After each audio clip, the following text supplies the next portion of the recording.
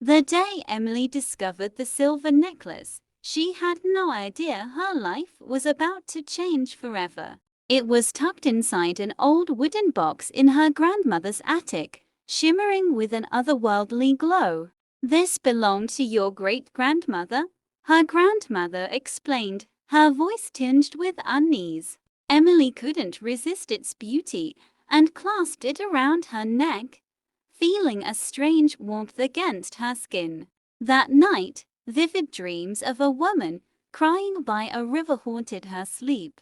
Each time she reached out to the woman in her dream, the figure vanished into mist. The following day, Emily found herself drawn to a secluded spot by the river near her town. There, she stumbled upon an old diary buried under the roots of a willow tree. The diary belonged to a woman named Isabella, who lived over a century ago.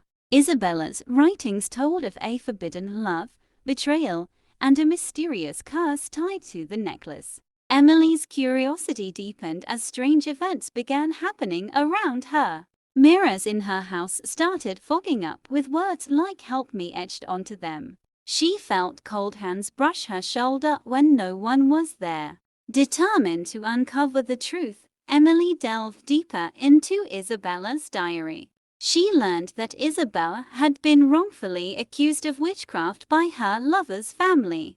Before her execution, Isabella cursed the necklace, vowing it would carry her vengeance. Every woman who wore it would be haunted until justice was served. Emily didn't believe in curses until she began to see Isabella's ghost in broad daylight. The ghost never spoke, but pointed toward an old mansion on the outskirts of town. Emily gathered her courage and decided to visit the mansion with her best friend Lucy. The mansion was abandoned, its doors creaking eerily as they stepped inside. Inside, they found portraits of a wealthy family that matched Isabella's description of her lover. In one corner of the room, they discovered a locked chest covered in dust. Emily felt the necklace grow warmer as she approached the chest. Using an old key from the mansion's kitchen, they unlocked the chest. Inside, they found love letters from Isabella's lover, Thomas, confessing his guilt. Thomas had framed Isabella to protect his family's reputation. Emily decided she needed to clear Isabella's name to break the curse. She visited the local archives to gather evidence of Isabella's trial. With Lucy's help, she pieced together enough evidence to convince the town's historical society. They organized an event to unveil the truth about Isabella's innocence. On the day of the event, Emily wore the necklace, feeling its weight as a reminder of her mission. The Historical Society presented the findings to a captivated audience. As the truth came to light, a sudden gust of wind blew through the room. Isabella's ghost appeared before everyone, her face soft with gratitude. She mouthed the words "thank you" before dissolving into light. The necklace grew unbearably hot, and Emily quickly removed it. It melted into silver dust before her eyes, signifying the curse was lifted. The town erected a memorial for Isabella, honoring her as a symbol of justice. Emily felt a deep sense of accomplishment, knowing she had helped a lost soul find peace. Weeks later, Emily started noticing subtle changes in her life. Her nightmares ceased, and a sense of calm replaced the chaos. She returned to the willow tree to thank Isabella in her own way. While there, she found a small silver locket with a note inside. The note read, "To the one who believed in me, thank you." Emily decided to keep the locket as a reminder of her journey. Life returned to normal, but she couldn't forget the lessons she had learned. Lucy joked that they should avoid cursed objects in the future. Emily laughed but secretly felt a twinge of longing for another adventure. One evening, she heard a soft knock on her door. A stranger stood there, holding an old book with strange markings. "Are you Emily?" the stranger asked, his voice tinged with urgency. Yes, she replied, curious yet cautious. He handed her the book and said, "You're the only one who can help." Before she could ask more, the stranger disappeared into the night. Inside the book were stories of other cursed artifacts around the world. Each story ended with a plea for someone to break the curse.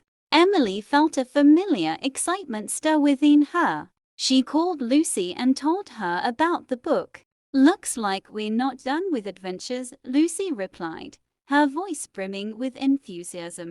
The first page of the book described a cursed painting in Paris. Emily and Lucy decided to make it their next destination. They packed their bags, ready for another journey into the unknown. Paris welcomed them with its beauty and mystery. They visited museums, searching for clues about the painting. One night, they stumbled upon a hidden gallery beneath the city streets. There, they found the painting, covered in black silk. The painting depicted a sorrowful woman trapped in a storm. As Emily approached, she heard whispers in a language she didn't understand.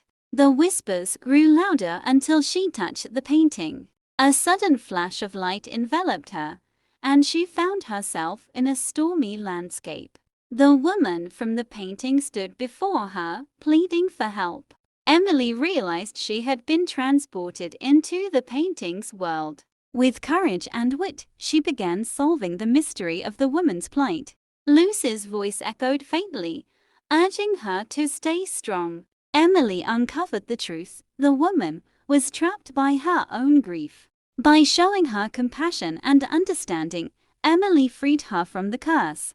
She was pulled back into the gallery, the painting now glowing with warmth. The gallery owner thanked Emily, revealing himself as the stranger who gave her the book. "Your journey has just begun," he said, handing her a new map. The map marked locations of other cursed artifacts around the world. Emily felt a surge of determination as she studied the map. Each location promised a story filled with intrigue and challenge. Lucy looked at her and said, "Let's make this our life's mission." Emily nodded, knowing they were ready for whatever lay ahead. Their journey became a lifelong quest to uncover and break curses. They became legends, known as the Curse Breakers. People from all over sought their help in unraveling mysteries. With each artifact they encountered, they learned more about themselves. Emily's heart swelled with purpose as she embraced her destiny. Years later, their story became a source of inspiration for others. Books and movies were made about their adventures. Emily often revisited the willow tree, her sanctuary of peace. She left flowers there, a tribute to Isabella, who started it all. The world was filled with mysteries, and Emily was eager to solve them all. Her legacy grew, touching the lives of countless others. In every corner of the world, people whispered her name with admiration. Emily knew that her life, though filled with challenges, had been extraordinary. The silver necklace had been a curse, but it became the key to her destiny. And so, the story of Emily and the Curse Breakers continued, ever growing, ever inspiring.